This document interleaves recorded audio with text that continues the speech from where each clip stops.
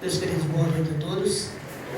Graça e paz da parte do Senhor Jesus Cristo. Amém? Amém. Amém? Amém. Nós estamos gratos a Deus por estarmos unidos e reunidos aqui neste local para aprendermos mais do Senhor nesta noite.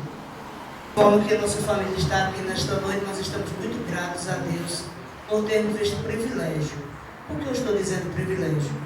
Porque existem muitos casais que gostariam de estar com seus cônjuges aqui nesta hora e não estão, porque separaram, porque não estão vivendo uma vida conjugal da qual podem desfrutar deste momento, porque o seu cônjuge já partiu. Enfim, existem diversos fatores que levam um casal a não permanecerem juntos desde o momento que começarem a permanecerem na aliança que um dia prometeram e fizeram diante do Senhor, ou do padre, ou do juiz, seja de quem for. Nós precisamos entender que o casamento, esse relacionamento que nós chamamos de casamento, é algo que foi constituído, foi criado na eternidade por Deus, e por isso é uma aliança contínua, deve ser uma aliança contínua. Nós mesmos, um dia, quando nos casamos, eu disse isso há 16 anos, 10 meses, 2 dias atrás, nós dissemos isso para o juiz: até que a morte nos separe. E até que a morte nos separe é muito tempo, queridos. Não é verdade? Quando nós dizemos até que a morte nos separe, nós estamos dizendo que é para sempre. E para sempre é muito tempo. É o nosso para sempre. Porque nós não somos eternos. Nós não somos infinitos carnalmente falando. Nós somos eternos espiritualmente. Porque um dia nós vamos estar com o Senhor para sempre.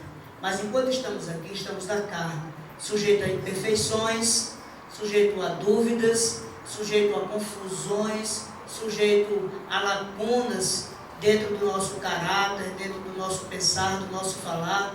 Por isso, quando nós dizemos até que a morte nos separe, eu costumo dizer que é uma das promessas mais fortes que nós fazemos. Porque até que a morte nos separe leva muito tempo. E espero que leve muito para vocês também, amém? Eu quero compartilhar com você nessa noite. Quero que você abra a sua Bíblia no Evangelho segundo escreveu São João, capítulo 2. É um texto muito conhecido. Eu gostaria de pedir a permissão do pastor missionário. Se eu posso tirar o terno? Posso? Eu agradeço, querido. Não sei se os irmãos estão se querendo. Está um pouco pequeno, mas eu estou aqui quase consciente desse terno. Por isso que o pastor gentilmente recebeu o cuidado de sua mesa.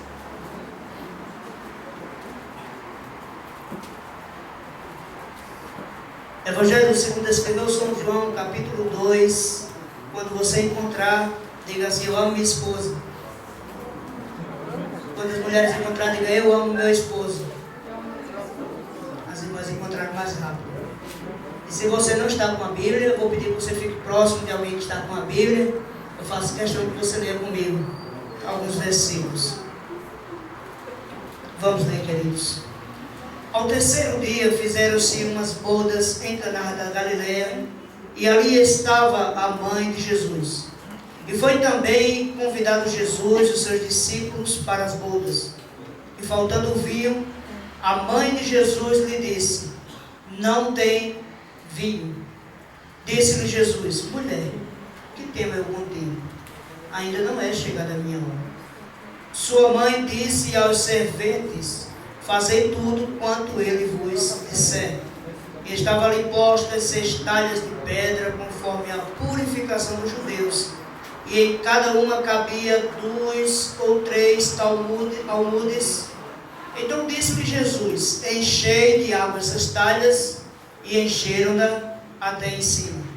E disse-lhes: tirai agora, levai ao mestre-sala, e apresentam-na. E logo que o mestre-sala provou a água feito vinho, não sabendo de onde viera, se bem que sabiam os serventes que tinham tirado a água, chamou o mestre-sala ao esposo e disse-lhe: todo homem põe primeiro o vinho bom, e quando já se tem bebido bem, então o inferior. Mas tu guardastes até agora o bom vinho. Jesus fez este princípio de sinais em Caná da Galileia e manifestou a sua glória, e os seus discípulos creram nele. Amém, queridos? O tema que nós nos propusemos, conversamos com o presbítero Emerson, para estarmos ministrando nessa noite, é vinho novo em odres novos. Quando nós falamos ou pensamos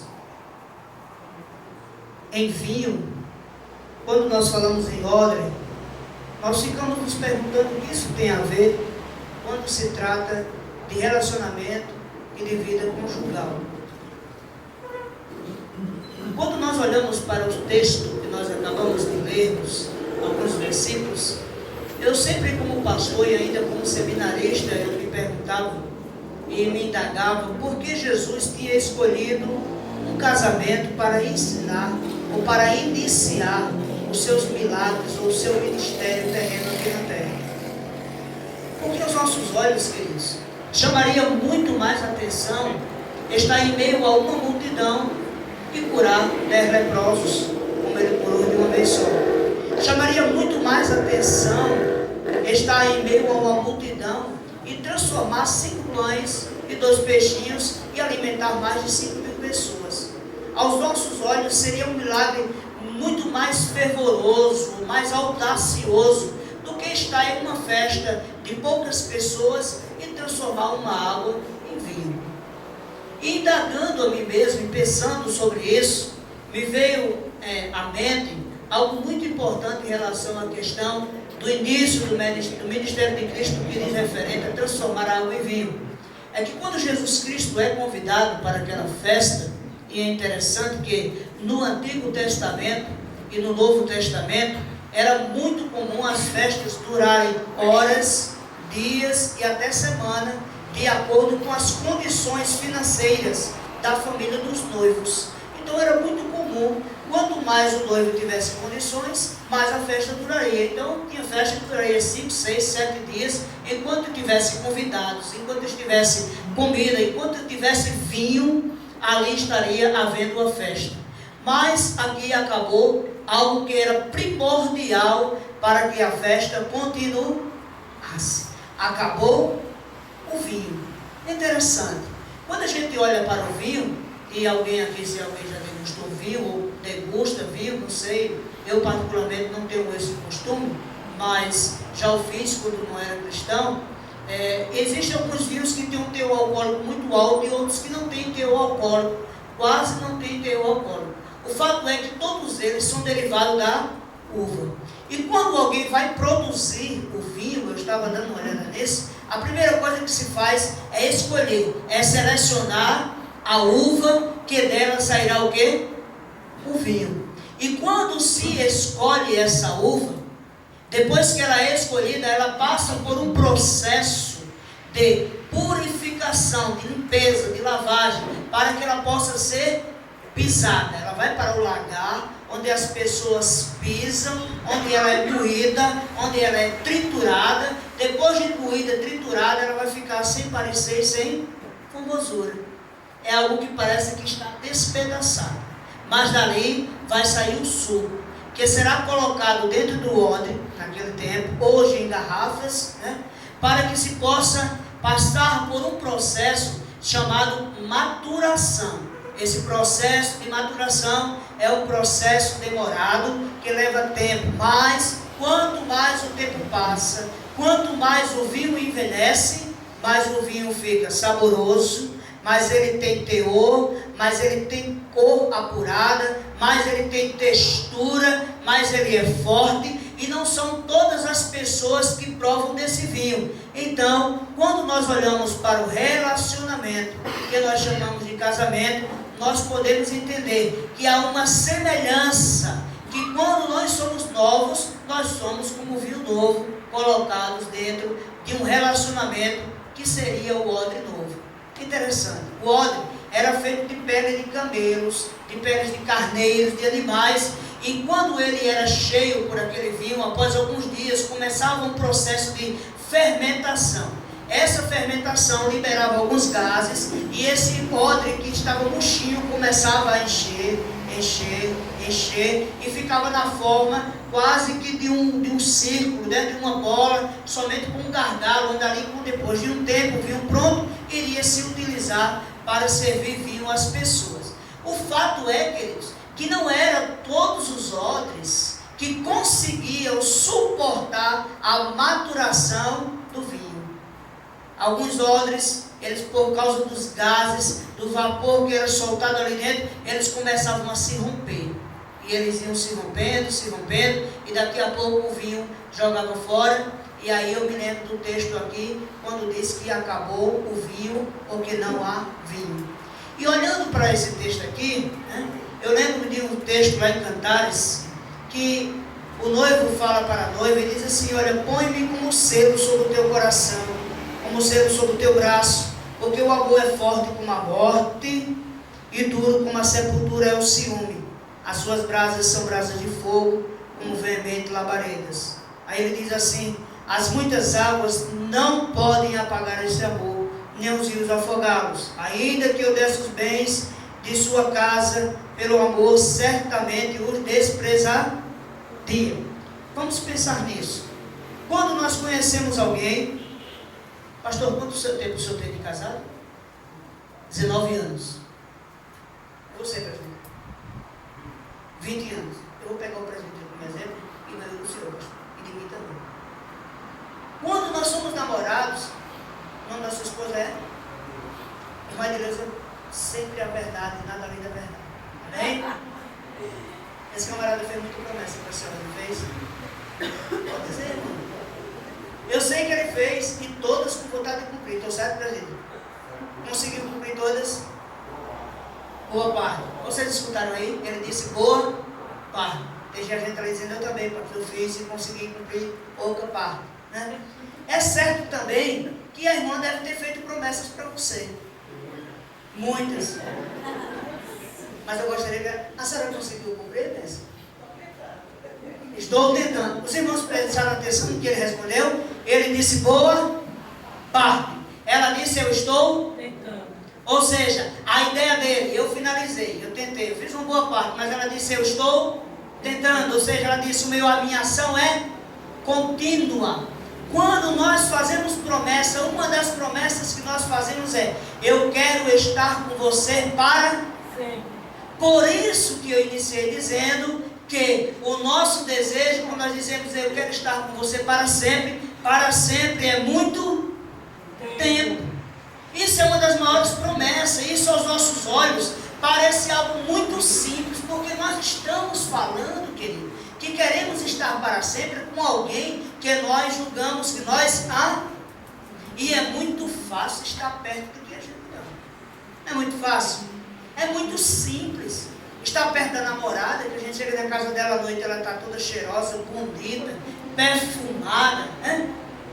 O namorado com o jeitinho todo escovadinho, né? Aquele sorriso colgado, cabelinho com gel, todo passadinho, arrumadinho. É muito fácil. É muito fácil estar perto de quem a gente gosta, de quem a gente ama. E por isso nós prometemos constantemente, através de afagos, através de beijos, de carinhos, eu quero estar com você, até que a morte nos separe. Mas aí eu lembro de um exemplo de um pastor, que certa feita chegou para outro pastor e disse: meu colega, eu preciso conversar com você. E o pastor disse: pois não. Ele disse: eu quero me separar da minha esposa. E o pastor disse: mas por que o senhor quer se separar da sua esposa? Ele disse: não, porque ali não tem mais jeito não, ali só mesmo a morte. Aí o outro pastor disse: mas você tem certeza que você quer se separar da sua esposa? Tenho, pastor. Ele disse: mas quando você estava diante do pastor, quando você era jovem, quando você foi se casar, você disse diante do pastor e diante do juiz que era até que a morte os separa. Mas ele disse: mas mesmo assim eu quero. Então o pastor disse: então vem aqui, meu filho, se ajoelhe, que eu quero fazer por você a oração do divórcio. Não tem jeito não. E aquele outro pastor se ajoelhou, e o outro colocou a mão na cabeça dele e disse: Senhor, aqui está o teu filho, e disse que quer se separar desta mulher. E a mulher dele estava sentada de lado olhando a situação. Pai, um dia ele disse, há 20 e poucos anos atrás, Senhor, quero até que a morte nos separe. Então um AVC venha sobre esse homem.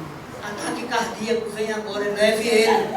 E o pastor tentou sair, ele segurava a cabeça e disse, AVC, ataque cardíaco, infarto, fulminante, venha sobre este homem. E ele disse, pastor, é melhor com ele.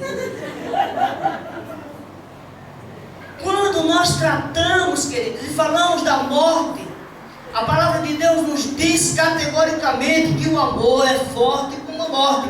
Significa dizer que eu digo quer estar para sempre, significa dizer em todo o tempo. Estar com alguém sempre requer disponibilidade de tempo, desejo de estar junto. Ou seja, quando nós somos solteiros, já prestou atenção que tudo é no singular? É a minha camisa, é o meu carro, a minha moto, a minha casa. Não é assim?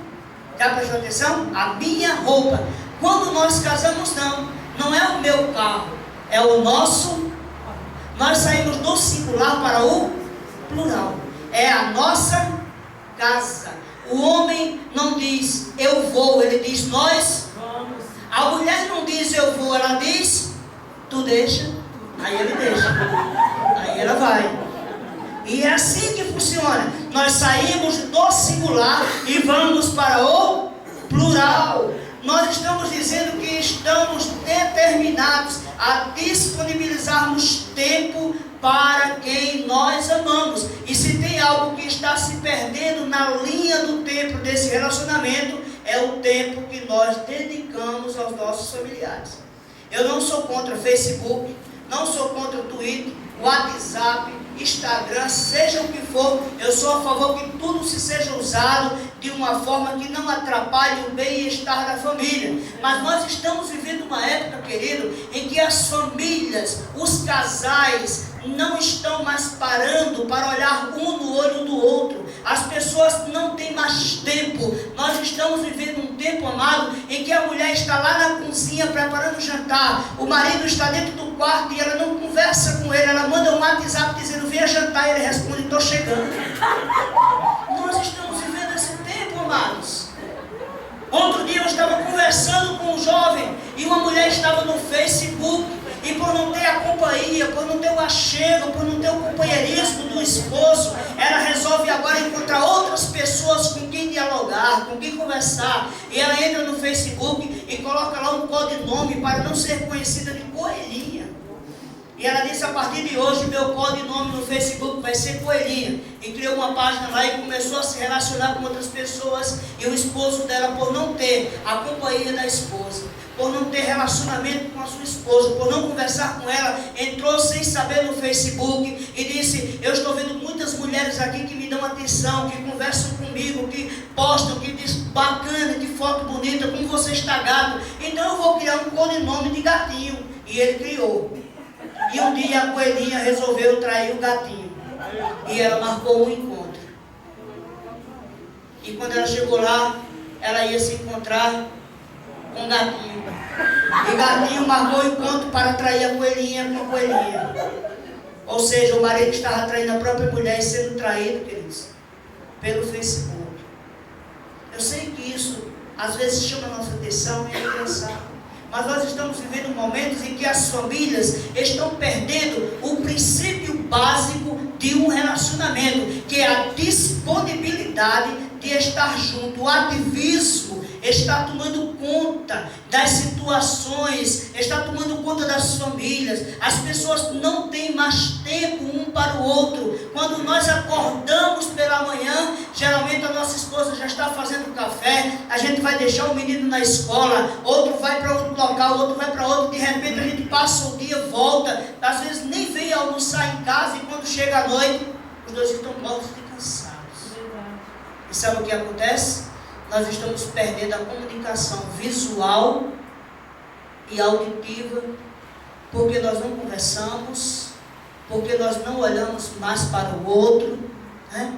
E o interessante, queridos, pode prestar atenção, quando seu esposo estiver sentado de frente com a televisão, estiver sentado na sala, olhando para assistir no jornal ou fazendo qualquer outra coisa, você estiver conversando com ele, pode prestar atenção. O homem é mais ou menos assim. A esposa, meu filho, você está sabendo assim, assim, assim. Sim. Nessa hora pode pedir dinheiro, irmão, que ele vai concordar com você. Não tenha medo, peça o que você quiser. Porque ele não está prestando atenção no que você está falando. Porque o homem só consegue fazer uma coisa por vez. Você sabe como é a cabeça de homem? Você sabe?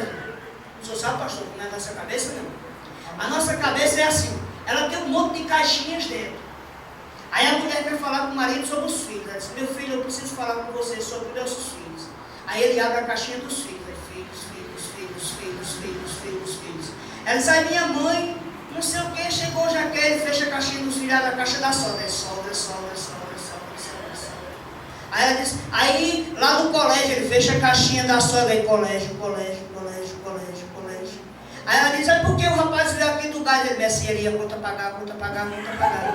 A cabeça da mulher não, meu irmão. A cabeça da mulher não é caixinhas. A cabeça da mulher é mais ou menos com esse emaranhado de fio que tem no posto aí, é um monte de fio, tudo que se mistura. Ela conversa 20 coisas ao mesmo tempo, dá choque, mistura tudo, ela entende tudo e dá tudo certo. Se a mulher conversar 15 minutos com o homem, ela conta a história do ano todinho, o homem vai enlouquecer, nunca vai ser compromisso dele. Porque mulher consegue fazer 15 coisas ao mesmo tempo. Presta atenção. A mulher, ela balança a criança, mexe o feijão, mexe na carne, conversa com a mãe no telefone, dá um chute no gato para botar para de fora, ainda espana o move, meu irmão. Mas o homem não. O homem só consegue fazer uma coisa de cada vez. Então, se você tem uma coisa que o homem não gosta, é uma coisa chamada DR. Já ouviu falar disso? Alguma aqui sabe o que é DR? Sabe não, meu irmão. Alguma mulher sabe o que é DR? O que é, irmão? Pronto, só mulher sabe disso. Isso aí é quase grego, hebraico, alguma coisa assim do outro lado. Se a mulher quiser que o marido saia de casa para fazer a faxina bem rápido, filho, senta aqui que eu quero conversar com você, sai ligeiro. Quando você quiser que seu marido saia daqui, vamos conversar sobre a nossa relação. Porque o homem não é muito de dialogar, pode prestar atenção.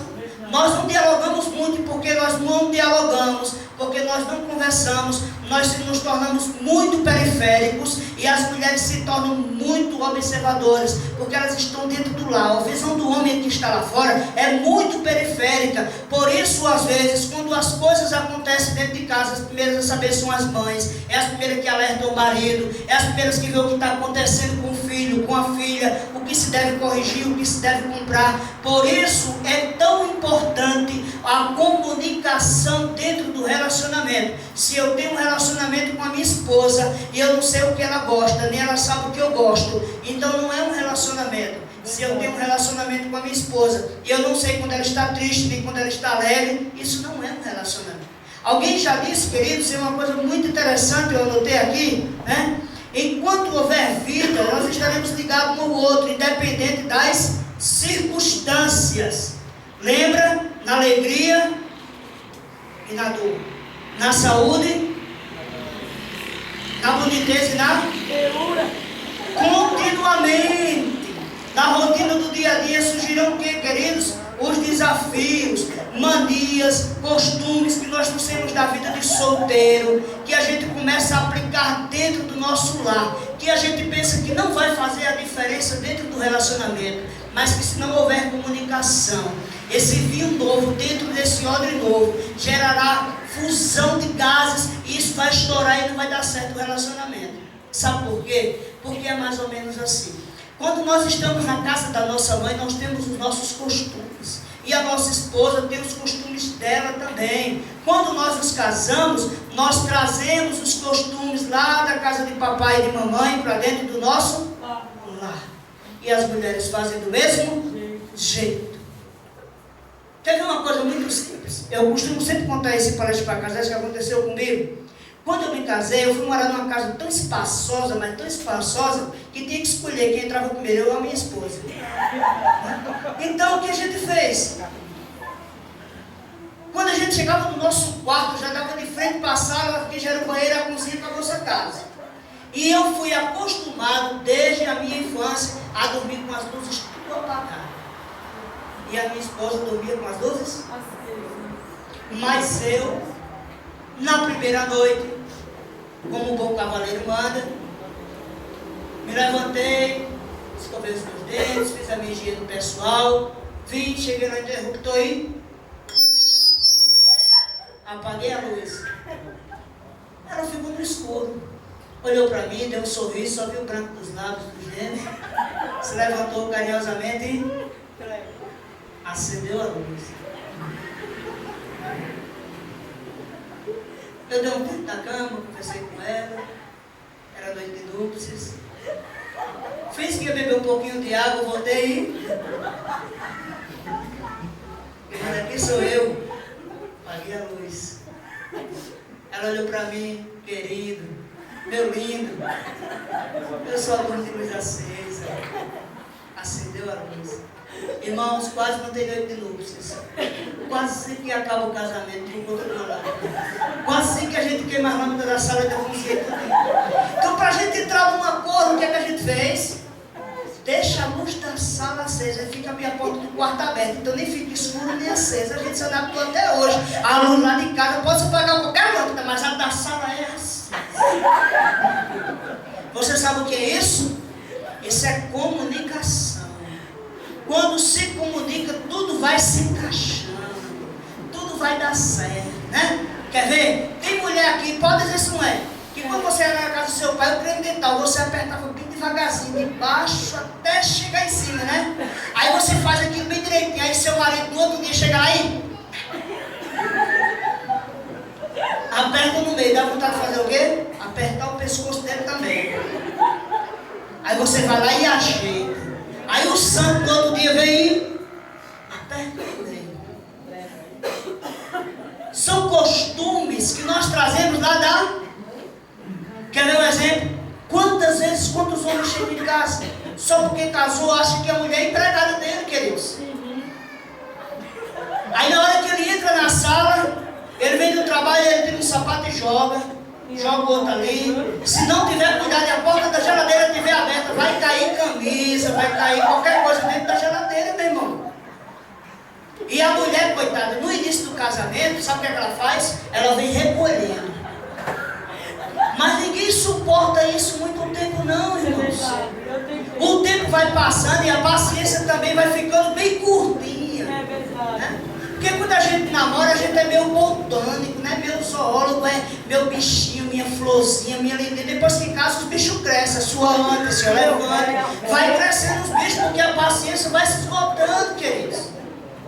E a gente começa a se lembrar daquela frase para sempre, bem longe, fica um eco. Às vezes, dentro do relacionamento, a gente começa a reclamar do esposo, ou começa a reclamar da esposa, mas eu quero dizer para você que a nossa vida é mais ou menos como uma caverna com um eco.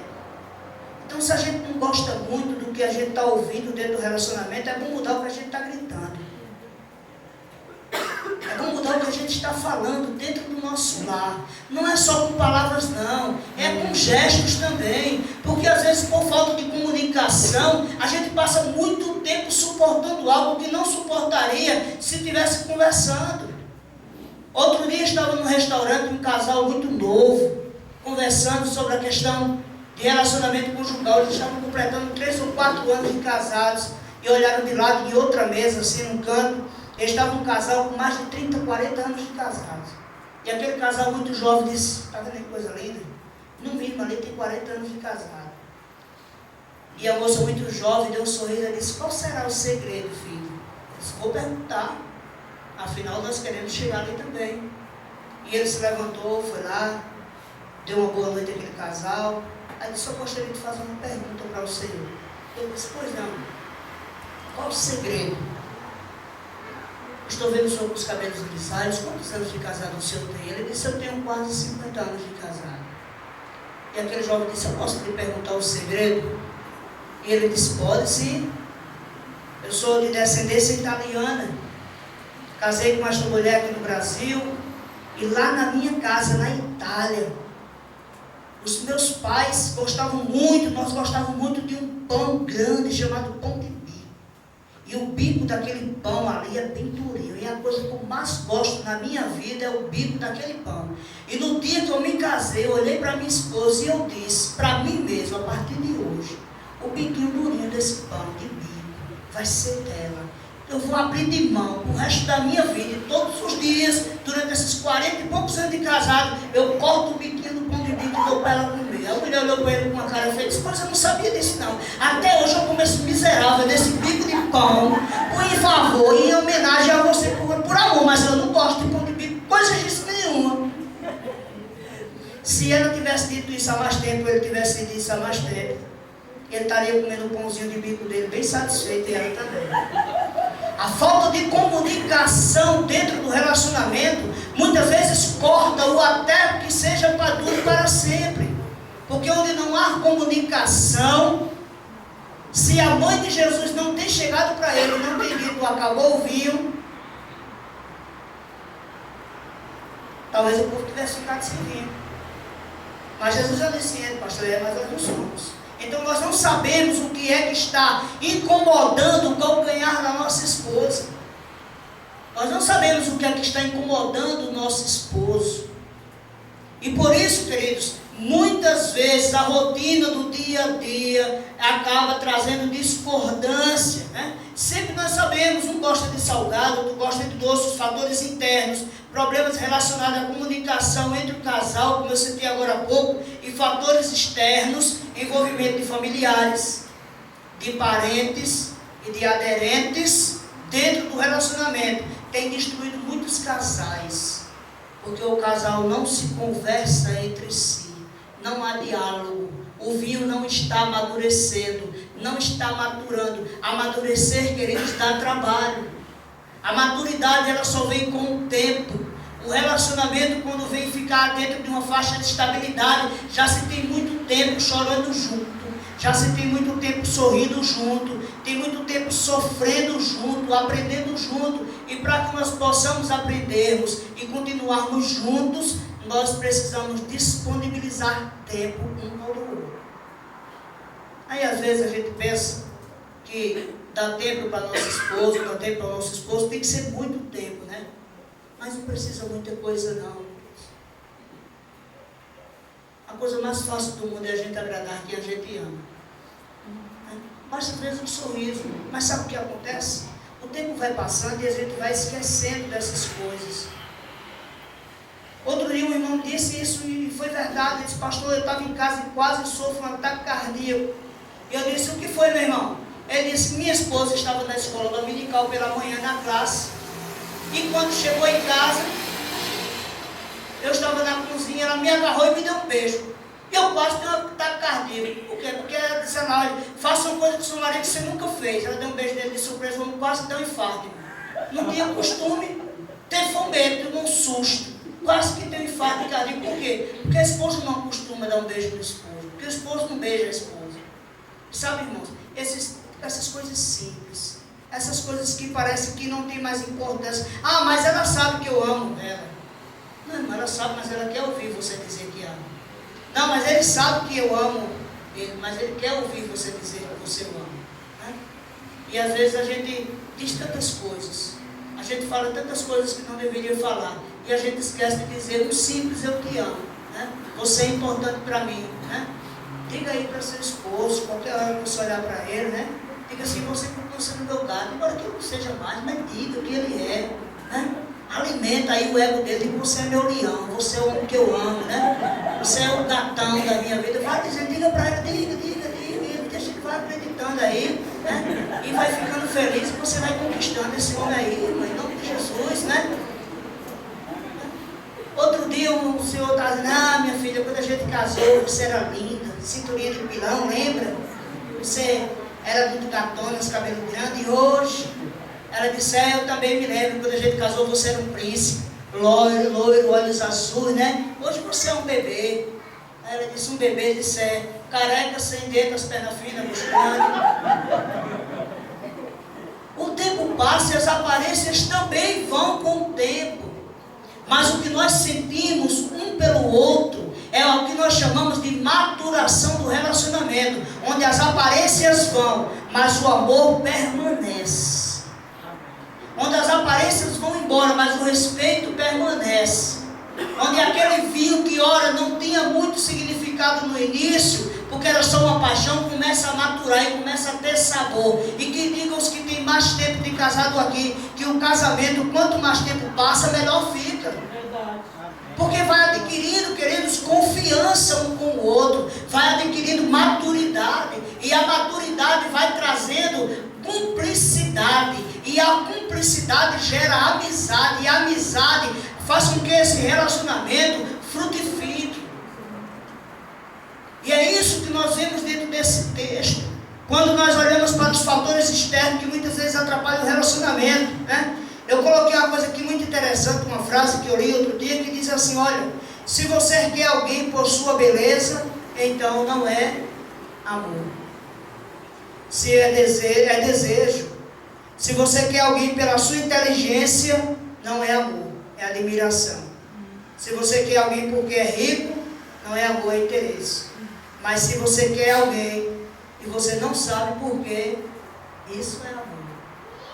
Porque o amor não tem explicação. Quer ver a prova viva disso? Minha esposa olhou para mim e disse que eu era lindo. Isso não tem explicação. Sua esposa olhou para você e disse: meu filho, você é lindo. Isso não tem explicação. Ou é problema sério de vista, ou a misericórdia de Deus que faz com que esse amor permaneça e perdure e vá cegando as nossas esposas até o fim e até que a morte nos separe. E nós percebemos isso no dia a dia, queridos. Porque elas continuam tomando conta e cuidando da gente da mesma forma que era no princípio. Por isso, o que nos faz superar o tempo? Porque alguém já disse, amados, que o tempo transforma a aparência, mas não muda a essência do verdadeiro amor. Então, o que nos faz superar o tempo? Estar como vinhos novos, em odres novos, e permanecermos dentro desse processo que nós chamamos de maturação do relacionamento. Primeiro, para nós estarmos dispostos a viver essa maturação, a gente precisa estar passando por esse processo que eu disse para os irmãos. Depois, a gente precisa se libertar de algumas coisas que muitas vezes estão azedando o nosso casamento. Assuntos mal resolvidos serão um eterno problema e um fator preponderante para uma futura separação do casal. Eu me lembro de um casal, outra feita. Ele já tinha muito tempo de casado e tinha uma filha, e a filha era igualzinha à mãe. O pai não podia falar nada dentro de casa, que a mãe levantava a voz. E olha, escutem isso, queridos. Existem 3 tipos de homem. Deus criou apenas um homem, que foi o varão. Mas existe hoje dentro da nossa sociedade 3 tipos de homens.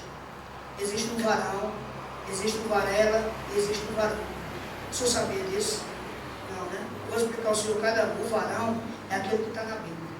É aquele que organiza a sua casa. É aquele que diz: Senhor, entra na minha casa, entra na minha vida.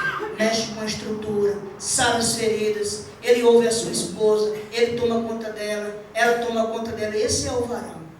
E existe o varela. Na casa dele, manda ele, manda ela. Esse é um problema. Ninguém se resolve, queridos. E ainda existe um que é pior, que é o varão, que ela manda e ele nunca. Esse é um problema sério, irmãos. Dentro dos relacionamentos conjugais hoje estão vivendo verdadeiros homens que não têm a autoridade. Eu não estou falando em mandar em suas esposas, mas eu estou falando em exercer a autoridade de esposo dentro da sua casa, como um homem constituído por Deus para dominar e tomar conta do seu relacionamento. E nós conhecemos e ouvimos falar a respeito desse homem, casado há mais de 20 anos, e a sua esposa, a última palavra sempre era dela. E ele tinha uma filha. E a filha ficou uma jovem, queria namorar, e o rapaz se engraçou. E outro dia esse rapaz vai e se encontra com ela no meio da rua e disse: Manuel, eu queria conversar com o senhor. E ele já olhou para ver se a mulher estava de longe. Aí disse: pode falar. Esse Manuel, eu gostei tanto da sua filha. Eu queria que o senhor me permitisse namorar com ela. Ele olhou para um lado e para o outro e disse: vamos de noite lá em casa que a gente conversa. Mas eu já vou lhe adiantando. Na hora que você me pedir ali namoro, eu vou dizer não. O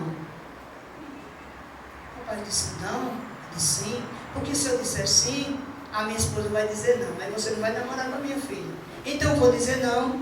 Ela diz sim. E está tudo bacana. Você vai namorar com a minha filha. Chegou a noite, o rapaz foi para a casa dele. Quando chegou lá, se sentou: e seu Manuel? Piscou o olho para ela. Disse: seu Manuel, eu estou aqui. Gostei muito de sua filha, eu queria pedir permissão ao senhor para namorar com ela. Aí o senhor Manuel piscou o olho para ele e disse: não. A mulher se levantou e disse: sim. Aí seu Manuel disse, então que seja assim. Então começaram a namorar. E passou o tempo, e aquele jovem casal resolveu casar-se. E o que foi que seu Manuel pensou? Essa vítima vai ter uma esposa igual a que eu tenho. E chegou um dia que esse casal se casou e seu Manuel disse, vou ver como é que se encontra a vítima. E foi lá. E quando ele chegou de longe, a filha que nunca tinha varrido uma casa, nem conhecia uma vassoura, estava varrendo o terreno. A casa limpa, panela de pressão chiando no fogo. Quando ele viu de longe, ele disse, entrei na casa errada. Vou voltar e disse, pai, o benção. Ele disse, benção, nunca me pediu uma benção na vida. Deus te abençoe, me falei, eita pai, eu tenho um lanche para o senhor, quer um cafezinho? Disse, aceito. Conversou em 5 minutos com a filha e disse, cadê seu esposo? Ela disse, saiu, está trabalhando. Ele disse, ele trabalha onde? Ela está alguém disse, vou lá agora, né? Porque eu quero saber qual é o segredo disso aqui, porque ele é igual a minha esposa. Então, se ele corrigiu, eu também vou corrigir. Então ele foi, chegou no outro esquina e ficou esperando o genro. Daqui a pouco, deu 5 e pouca da tarde, quase 6 horas, lá veio o genro do trabalho. E ele para o genro e diz, olha, aconteceu assim, assim, assim. E eu gostaria de saber qual é o segredo. Porque a sua esposa é igual a minha mulher lá dentro de casa. Não tinha diferença. Como é isso? Ele disse, o segredo foi uma espingarda. Aí ele disse, espingarda sim, uma espingarda do galo. O sogro não entendeu, ele disse, me conta essa história dele. Ele disse, não, o senhor viu que lá em casa tem igual a sua casa lá, que o quarto é o último, tem uma janela que dá para o quintal. Ele disse, é igual lá em casa, vocês construíram igualzinho, porque minha filha fez questão que fosse igual. Pronto, eu comprei um galo, uma noite antes da noite de núpcias, botei lá no terreiro, comprei uma espingarda e botei debaixo da cama. Na primeira noite de núpcia, 4 horas da manhã, o galo fez o quê? Cantou. Me levantei, ela estava dormindo. Ela deu um pulo e disse, mulher, mata e bota na panela, porque aqui quem canta de galo sou eu.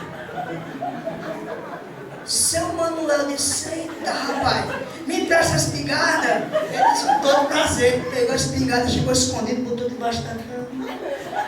Comprou um galo, botou lá, de madrugada. Tá a mulher dele dormindo, cabelo enrolado, camisa de candidato João Chicão, voto em 33. Gosto de creme verde, tá lá dormindo no seu sono. O que é que o galo fez? Seu Manuel se levantou, pegou a espingarda e... Mulher! A mulher deu um pulo da cama para cima. Mata e bota na panela, porque a partir de hoje aqui quem canta de galo sou eu. A mulher foi lá no terreiro, pegou o galo, deu uma surra. Até hoje estão procurando os pelos do galo. Sabe por quê? Porque o que serve no relacionamento do pastor não serve no meu. Porque o que serve no relacionamento do jovem aqui também não serve no dele. Porque a vida conjugal dele é diferente da minha. Porque a sua vida conjugal é diferente da sua mãe e do seu pai. Porque minha mãe fazia assim. Mas o seu relacionamento é diferente. O seu odre é diferente. O teor do seu vinho é diferente. O teor do que você está vivendo com o seu esposo é diferente. O temperamento da sua lindona, do seu gatão é diferente do seu pai, da sua mãe. E outra coisa, querido, pare de dizer que mamãe fazia assim porque você não casou com a sua mãe, você casou com uma mulher. E a Bíblia diz que serão os dois uma só carne. Nunca disse, nem vai dizer que serão os dois a mesma pessoa. Então são gostos diferentes. São desejos diferentes, vontades diferentes, pessoas diferentes que discordam um do outro e devem discordar. Você já ouviu falar daquele negócio do lendário sexto sentido da mulher? Não é lenda, pessoal. Quando a mulher diz assim, meu filho não vá, meu filho não vá. Olhe, o negócio é sério. Já prestou atenção quando a mulher da gente diz, meu filho, não vá não, né? Não faça isso não. Aí a gente insiste, ela diz, então vá, a mulher assim, então vai, irmão, ele se sente em nome de Jesus. Não vai dar certo não, porque é bater e valer. Eu nunca vi um povo mais experiente na minha vida do que mulher. Parece que elas têm uma bola de cristal, parece que elas sabem o que vai acontecer. Então quando sua mulher disser, meu filho não faça, toma um conselho meu, não faça. Quando o seu esposo disser, minha filha, eu vou fazer, diga, meu filho, não faça. Porque a experiência é uma das coisas que traz maturidade dentro do nosso relacionamento conjugal. Quando nós olhamos aqui, queridos, nós vemos que nós precisamos estar sempre em constante mudança, nos libertando das coisas que somos passados. Quer ver um exemplo? Tem casal que tem temperamentos diferentes, não é assim? Eu sou mais fechado. Minha esposa é mais sorridente. Quem de vocês é mais sorridente? O pastor disse que era, mas quem sorriu foi ele. E ela disse que era ele, mas quem sorriu foi ele. Mas tem outro que é mais sisudo, mais sério, né? Não que não seja simpático, mas não é natural da gente, né? E geralmente o homem é mais carrancudo, né? A mulher é mais sorridente, é mais fácil de sorrir, né? Por isso, assim, alguém já disse que nós gastamos menos ossos da face para sorrir do que para fazer uma cara fechada. Então, nem que seja por economia, sorrir, né? O primeiro passo é esse, ele precisa sorrir um para o outro. Mas, meu irmão, sinceramente, queridos, tem cônjuge que parece que quando se acorda de manhã, parece que se arrependeu de não ter morrido de madrugada. Se esquece do mundo, meu irmão, minha irmã, em nome de Jesus Cristo. Dê um sorriso para o seu esposo, dê um sorriso para a sua esposa, dê um bom dia, dê um beijo nela, né? Dê um cheiro se você quiser, não sei. Faça alguma coisa, mas agrada a mulher que está perto de você, agrada o homem que está perto de você, porque vocês escolheram um ou outro até que a morte os separe. Quando se diz assim, não tem vinho dentro do odre, e vinho na Bíblia significa o que? Alegria. Já prestou atenção? O vinho tem um sentido conotativo de alegria dentro da palavra de Deus. Então, quando falta o diálogo dentro do casamento, faltou o vinho. Quando falta o respeito dentro do relacionamento, faltou o vinho. Quando falta a comunicação dentro do relacionamento, faltou o vinho. Quando não há cumplicidade, faltou o vinho. Quando não existe um plural dentro do casamento e começa a individualidade, meu salário, eu faço o que eu quero. Problemas. Problemas. Outro dia um casal me perguntou, pastor, qual o melhor passo para se resolver uma briga conjugal? Eu disse, meu filho, existem 3 passos. O primeiro passo é a humildade. O segundo passo é a humildade. E o terceiro passo é a humildade.